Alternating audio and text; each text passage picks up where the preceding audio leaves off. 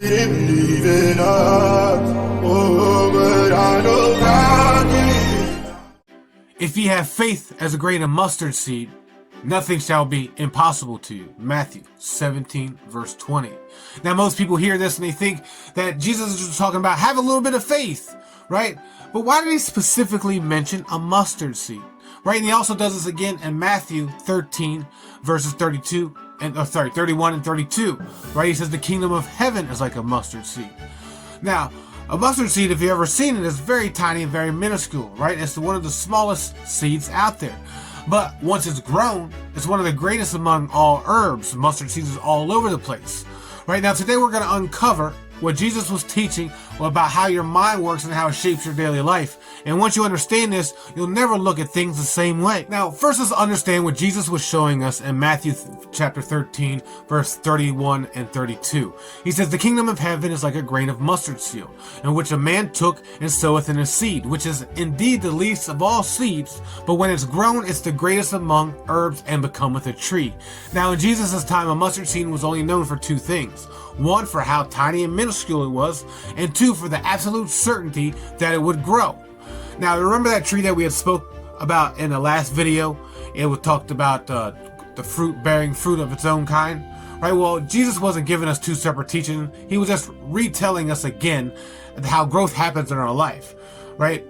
He was saying just like that seed, that tree produces fruit of its own kind, that every thought you plant also grows into an experience of its own kind. Now, the Greek word that they used in the Bible was pistis, right, for faith. Now, but that doesn't mean just blind belief. What that actually means is absolute conviction, complete certainty, right? Just like that mustard seed that has no doubt that when it planted, it's going to grow. Now, let's look at Matthew 17, shown in 21. If ye have faith as a grain of a mustard seed, ye shall say unto this mountain, move, and it shall move, and nothing shall be impossible to you.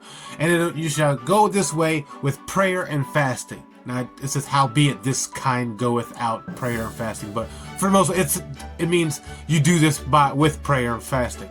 Now, you notice how Jesus doesn't say have faith of a mustard seed. He says have faith as a mustard seed. He's describing the quality of mind about absolute certainty. You know, think about something that you're absolutely certain about, right?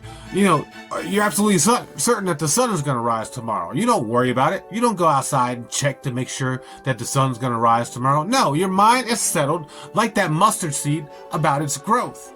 Now, once you learned how to ride a bicycle, you at first doubted it, but once you got it, your mind knew with certainty, right? You never forgot. And that's the kind of knowing Jesus is describing here. Now, this is why he connected it with prayer and fasting, is because these aren't religious rituals. These are actually tools to quiet your mind. Remember this single eye, these pure in heart concepts that we had talked about?